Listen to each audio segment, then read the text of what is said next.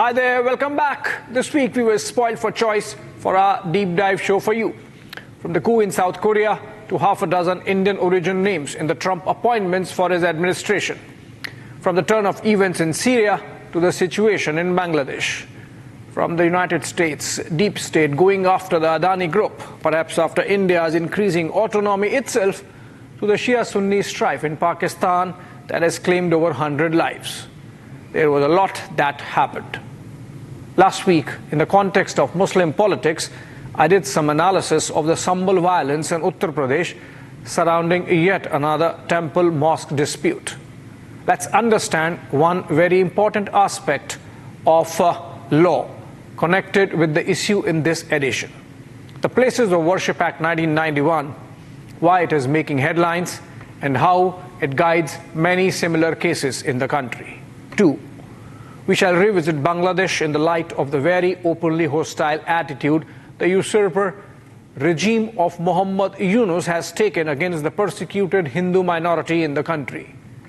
Being a client state of the United States is one thing, but turning a nation into a terrorist state is yet another. How far can this be allowed to go? And finally, a glimpse of the coming trade war with Trump takeover of the United States. This episode, the focus is on America's de-dollarization bugbear. Let's get going.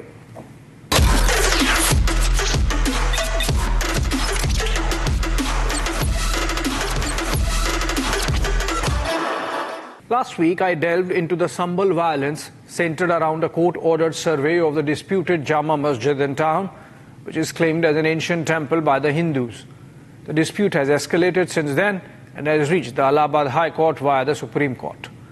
I also took a very clear position that what RSS Chief Mohan Bhagwat has said about not looking for a shivling in every mosque is a good formula to maintain communal peace and harmony in the country, and that some of the activists on the Hindu side are in breach of that understanding. But what is this Places of Worship Act which these activists have been bandying around? While parts of it are being used as a shield for their renewed cases, there's a strong demand to scrap it altogether.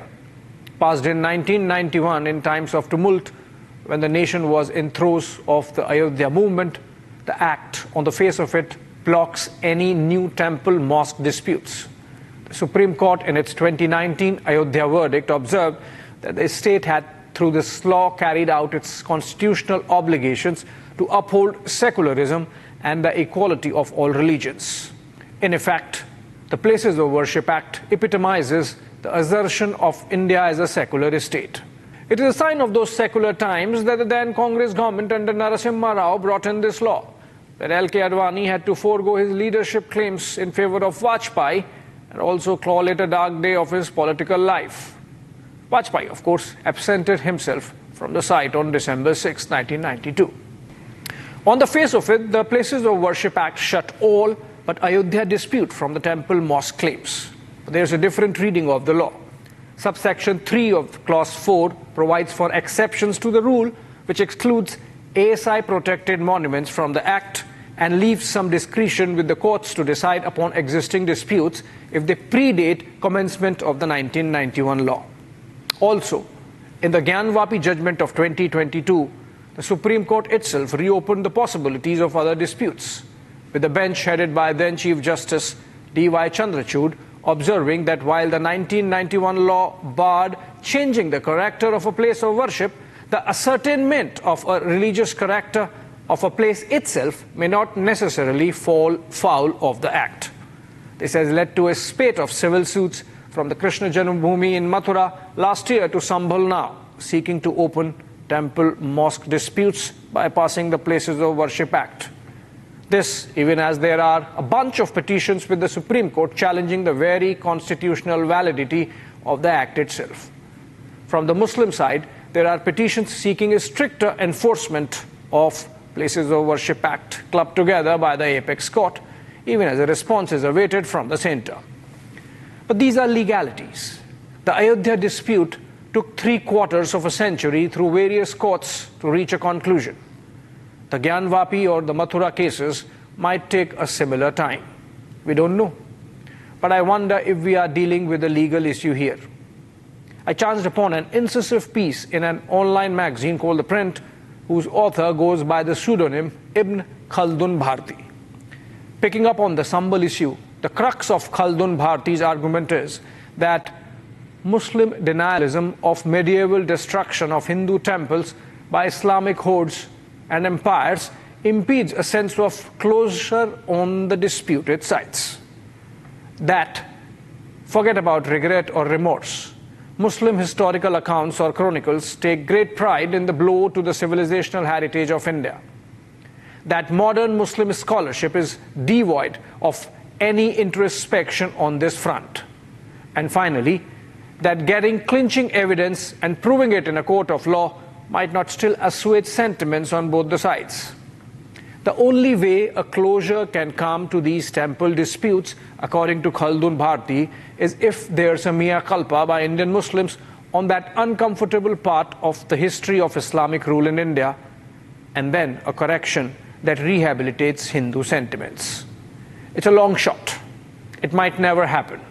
I wonder if the columnist uses a pseudonym and not his real name, because his arguments might qualify him for a flogging, if not outright lynching, on the Muslim street. I would still recommend a read for you all. While going through it, I was left wondering, where is the Muslim intellectual in all this? Where is the Muslim educated elite? Why the Muslim street preferred Irfan Habib over KK Muhammad on Ayodhya? Why the Muslim street jettisoned Hamid Dalwai and laps up Asaduddin Owaisi?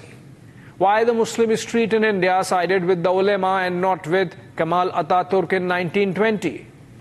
Why the Muslim intellect does not revolt at the argument that Gandhi had to support Khilafat, partly to mobilize the Muslim street in favor of the freedom struggle, which otherwise it was not?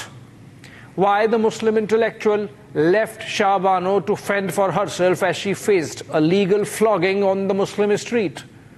Why did the Muslim educated elite abandon reason when the Muslim street twisted and misread even basic English of the Citizenship Amendment Act in 2020? It was as if the Muslim intellectual suffered from a Stockholm syndrome. Nothing changed over a century from Khilafat to the CAA protests. Secularism was a contract that India of Gandhi and Nehru promised to the Muslims who chose to stay back despite voting for Pakistan with both hands in 1946-47. Nehru, the presiding deity of secularism, was aghast, exasperated at the loss of Congress in Muslim-majority pockets of the country. And accommodating India did not mention this uncomfortable fact in its textbooks. And accommodating India let the Muslim street block reform as the code bills passed majority muster in 1955. And accommodating India is struggling to get a common civil code as the Muslim street doubles down on a Sharia way of life. The educated Muslim elite refused to act as a bulwark against the Muslim street's blows to that contract. As in the case of Khilafat and code bills and Shah Bano and CAA, so in the case of temple disputes. The Muslim educated elite is missing in action, held hostage to the denialism that Khaldun Bharti talks about, the nation of which the absent party to complete the secularism contract. Moving on.